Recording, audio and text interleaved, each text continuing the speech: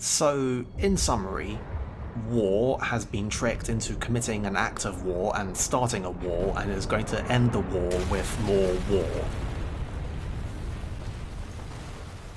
Is this an accurate summation?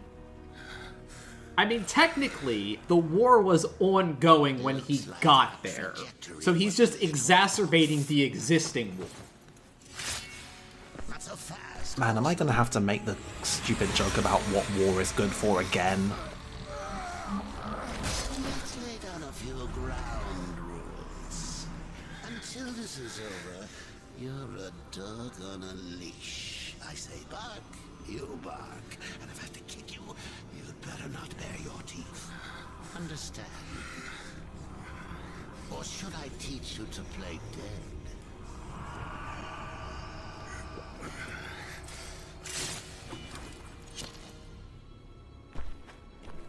Good boy.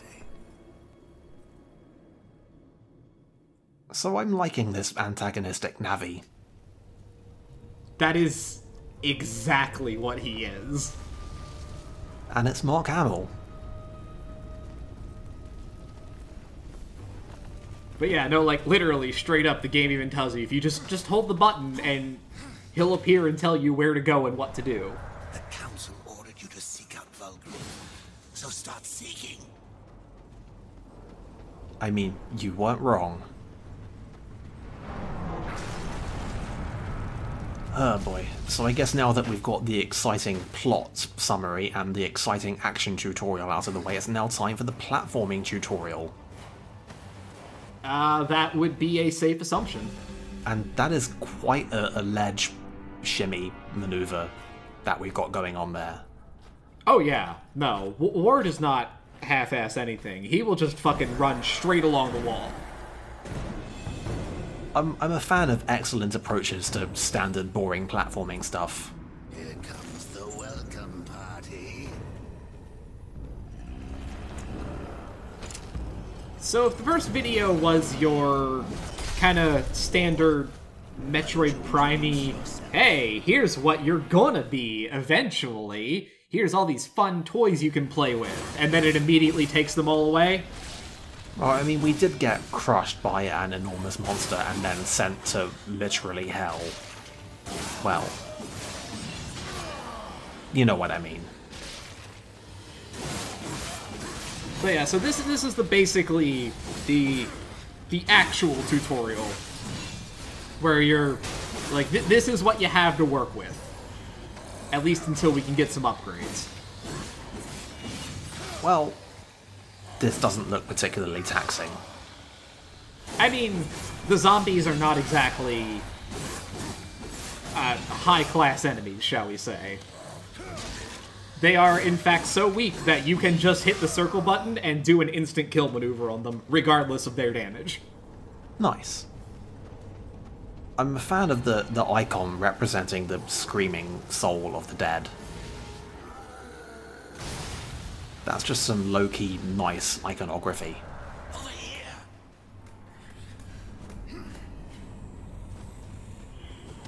See, more good, stupid platforming stuff.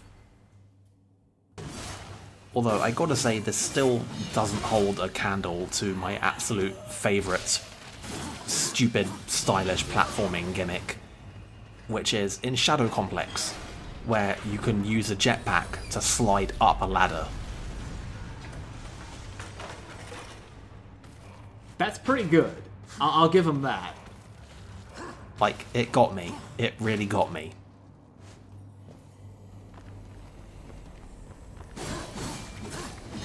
Anyway, I'm assuming that we get teleported to somewhere reasonably resembling somewhere where we need to be, you know, give or take a few encounters. Yeah, we just kind of have to work our way through the hotel here. These fire guys are the first real enemy of the game. You know, actually doing damage. They're not especially difficult. You can dodge pretty much anything that they throw at you by going to the side, and instead of giving you an instant kill prompt after you do enough damage, they just explode. One of the niftier things about this game is that there is like, constant friendly fire. Like, almost every single attack an enemy does can hit the dude standing right next to him. Nice. So presumably you can go and kill them early and they'll be surrounded by other enemies and they'll just die. They won't die. Like, it's not a huge amount of damage, but yes, you can absolutely use that to your advantage. Tactics. I can dig it.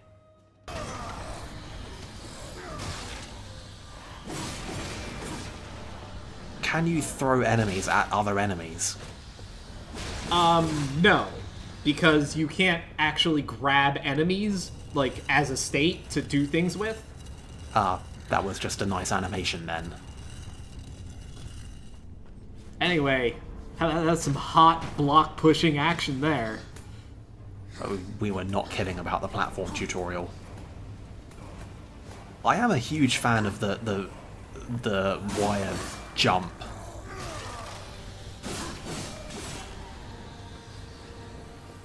Yeah, if you're moving at full speed when you reach a gap in vines or on a ledge like that, War will just automatically jump to the next one.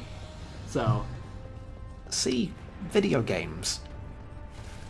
That's very video games. Gotta keep that kinetic appeal going. That's a thing. I mean, I don't think that's what anybody calls it, but it's absolutely a thing. You can always make the tiniest, stupidest, most mundane things in video games just vaguely satisfying to do.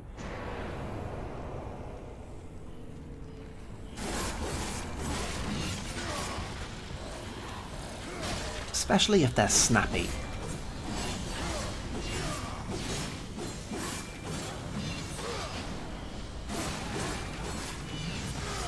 there's not really much to the combat at this point.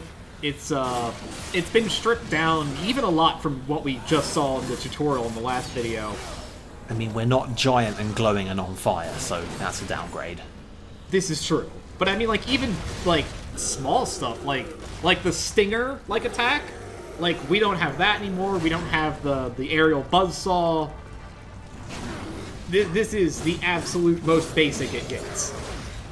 Stinger? That's a word that makes me say platinum. But yes. I mean, I'm sure it has a proper name, but that's what they call it in Devil May Cry. God damn it, that's what it is. Yeah. They always call it something different.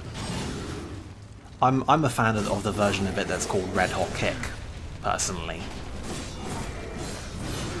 Or you can be a contrarian and call it the Flying Swallow. God, I want to play that game again.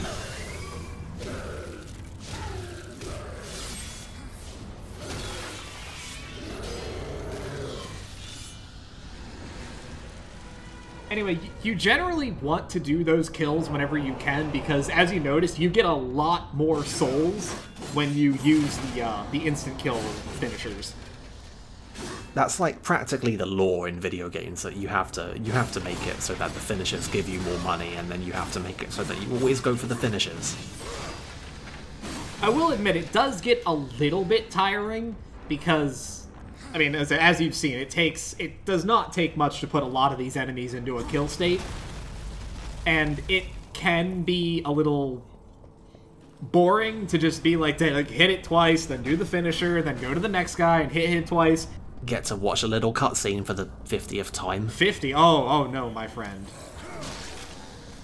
I mean, it's only the second video. We can't be breaking out the 4-digit numbers yet.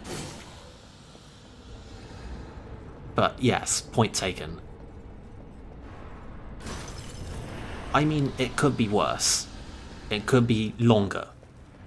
This is true. The golden rule is snappiness. People can put up with basically anything for about 2 seconds. In Earth years, about a century, long enough for the last of the mouth breathers to die off. Then the third kingdom is lost.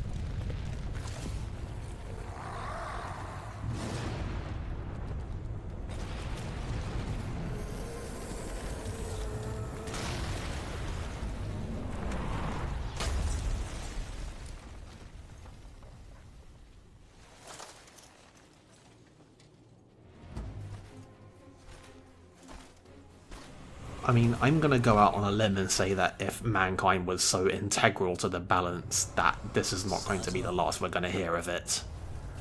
I almost didn't hear you coming. Vulgrim. The council finally took me seriously. If so, Oh yeah, there's our Eaten Again poster. this shall be the briefest of Eaten again. Again. Whoa, when did they make Eaten 3? It's actually pronounced Threaten. How many times am I going to have to cancel this LP? There were I don't know, maybe there'll be another one when the sequel comes out and it's like E410.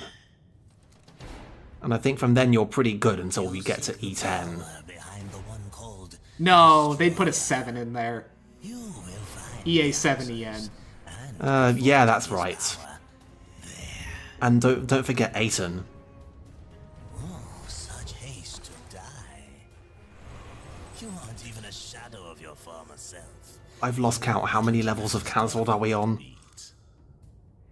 Besides, the way to the tower is shrouded by demon magics. Even I do not know the way. Who does? Feed my hunger, and I'll feed your curiosity. I like Vulgrim. I think he's actually pretty funny. I mean, he just seems showy and slightly annoying, but you know, we've only known him for a minute, so... I mean, he mostly exists to take the piss out of war, so, you know. Fair. Anyway, look at that. We have a whole map now. They're just piling on new features. Like, next you're gonna tell me that it's gonna go, like, almost full open world, except, like, not quite open world, but, like, action game open. You're not totally wrong. I mean, there's some kinds of precedent for this kind of thing. Like, this is going to be the second time in this video where I've brought up Ninja Gaiden, although I'm actually referencing it directly by name this time, but that game had an explorable environment that was basically all connected, and there wasn't really any reason to, but you could just, after a certain point, you could just go back to pretty much anywhere and do stuff and find things. So, even in games that weren't designed to be like the big, explorable, go anywhere, anytime kind of open world, there was still a midpoint between that and the completely linear action game. And then I guess there's always Dark Souls. But yeah, no, this is definitely something that you would put in that mold. Although, like I said, I would, again, compare it a lot more directly to a Hyrule Field kind of thing. Yes. Zelda always was weird about not quite embracing fully their action game stereotypes. That's one of the things that people like about it. It turns out you can do a bunch of video game things at the same time, and it can still be fun. Who would have guessed?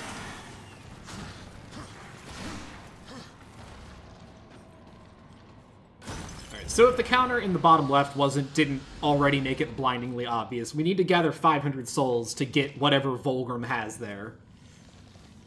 Yeah, it's video games. I mean, honestly though, what else would you tell War to do except just go and murder a bunch of people for no ill-defined reason? Well, he could also collect these little doohickeys that are lying around. I mean, and really, isn't profit just, like, the ultimate motive for war? I mean, this is all pretty fitting, really.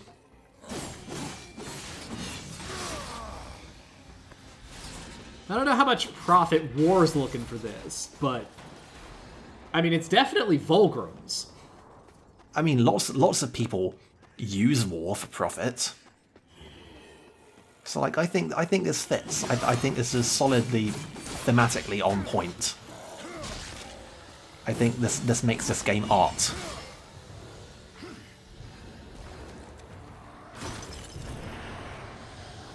I have nothing to say to this. I mean, we might say that we've gotten more lost souls from opening 2 random treasure chests than from, like, actually doing our thing. That's fair, but, I mean, they are treasure chests. Let's be fair. I mean, there's only so much that I can question this before we have to stop questioning treasure chests as a thing in video games generally, and I don't think we're ready for that, frankly.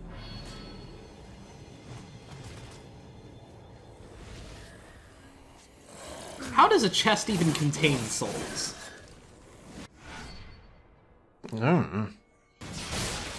Like I said, we're not ready for this level of discourse.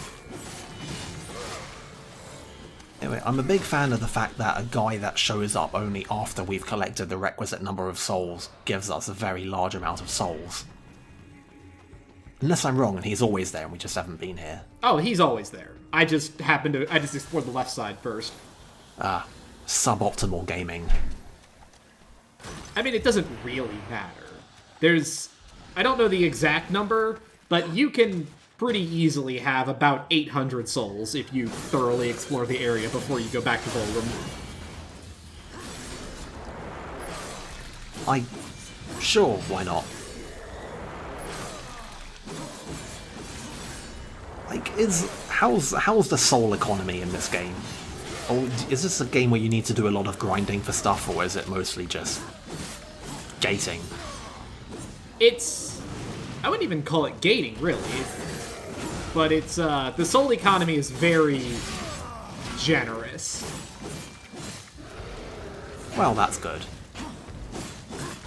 Like, there are games when you have to, like, actually think seriously about your currency that you spend on stuff. And there are games that really just uses it as a way to occasionally stop giving you an endless stream of new features.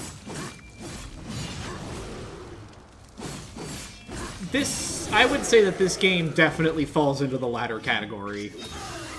Although it's pretty good about keeping up with, like, regular actual upgrades, but basically everything that you will get is in Vulgrim's shop by about the halfway point. I mean, and fair enough, not everything needs to be a big strategy gambit.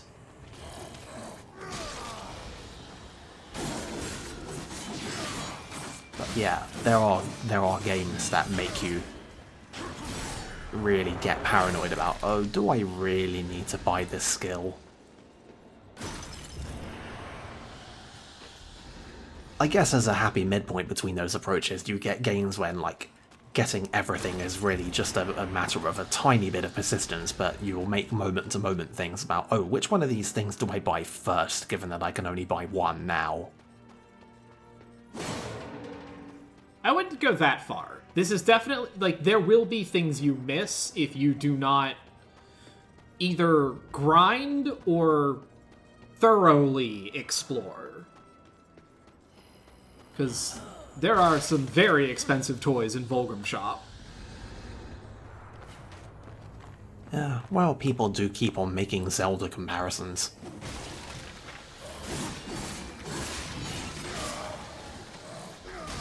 I don't know, I guess we'll see.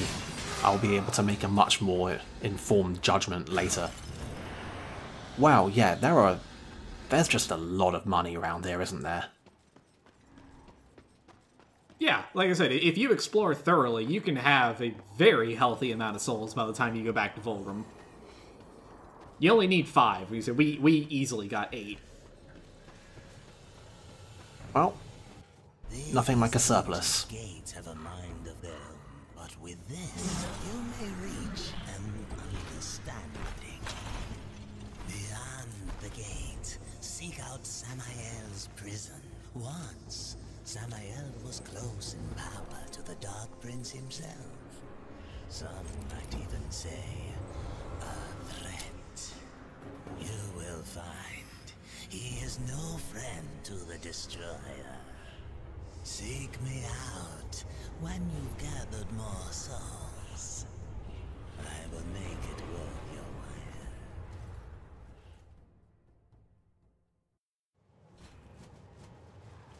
We bought a thing? We got a sweet new horn. But that's not all we're going to get from Vulgrim, though. Don't even know how to respond to that. Yep, it's a key, but also a thing that we can do. Why not? Thank you for that incredibly helpful interface tutorial. Yeah, so so this is, I guess, again, to make a Zelda comparison, the best point of reference is, like, these are your C button items. Yeah, map stuff to button, press button to stuff. If you discover any Legion artifacts, bring them to me. I will make it worth your while. Yeah, yes, you said that, kind of. I mean, he doesn't need to go into so much detail about being a shopkeeper. So Vulgrim's got pretty much everything. He's got weapon upgrades, he's got wrath shards, would increase the amount of magic we have.